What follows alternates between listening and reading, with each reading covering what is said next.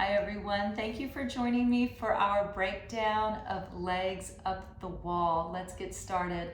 Traditional legs up the wall does involve a wall and lying flat on your back, and the body quite literally is in a pretty sharp 90-degree angle with a traditional expression of that pose. Now, to capture or embody the essence and the energetic components of the pose, we could approach the setup of legs up the wall in a much more conservative way.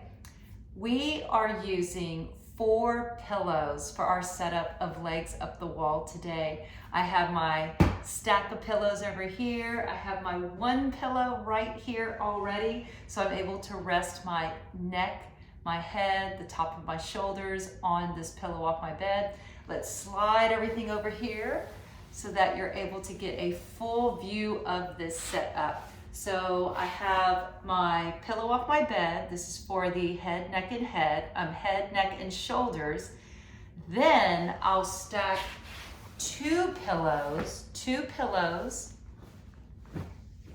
are going to go under the lowest parts of my calf and ankles, 1 pillow underneath my knees. So what I'm creating is almost like a ramp for my legs.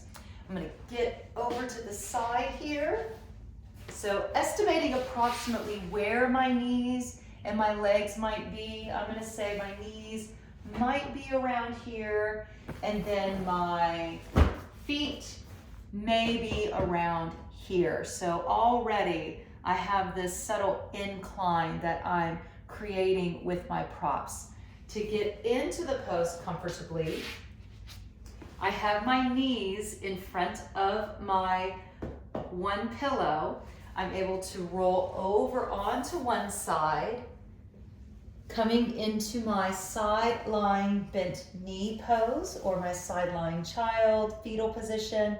From here, I can roll over, push this pillow down so it's more towards my knees, and then I'm able to place my calves and ankles on top of the 2 stacked pillows. So for legs up the wall, the energetic essence of the pose is captured by having the ankles higher than the heart, not necessarily ankles higher than the chest.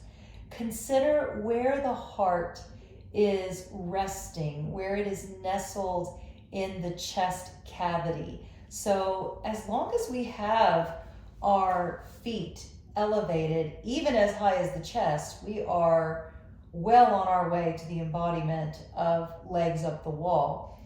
So less is more here. If you want, you could always have a chair, put your legs up on a chair. We could be set up near a couch or an ottoman.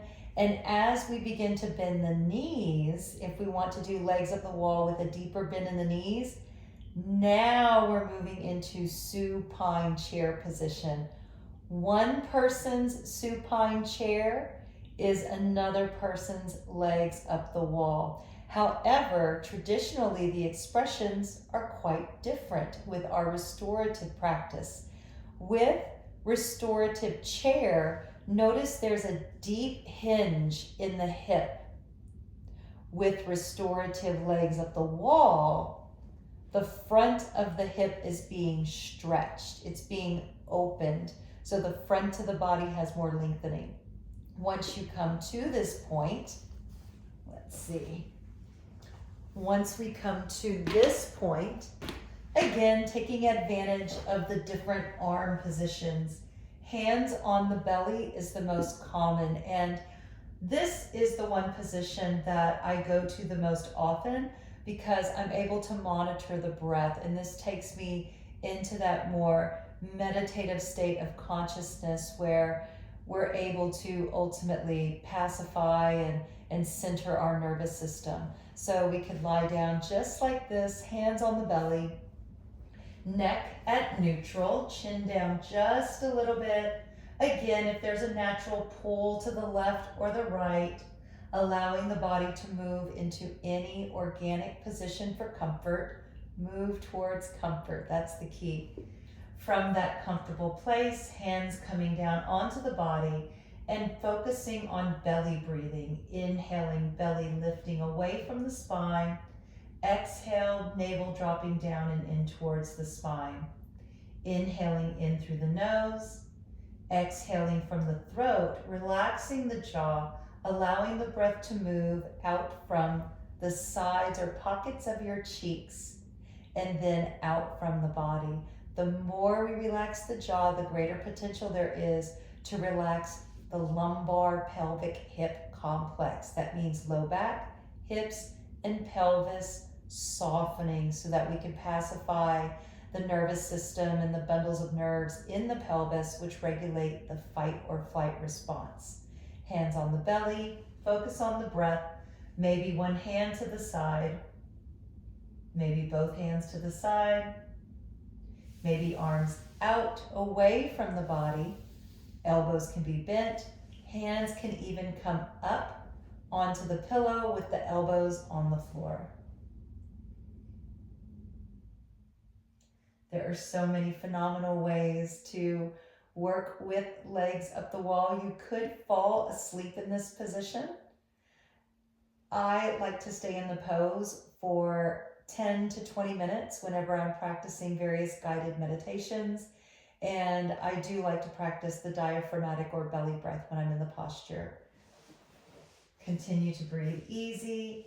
And of course, if your feet get cold, cover up the whole body, put on some socks, and make sure that the body is able to move towards as much comfort as possible.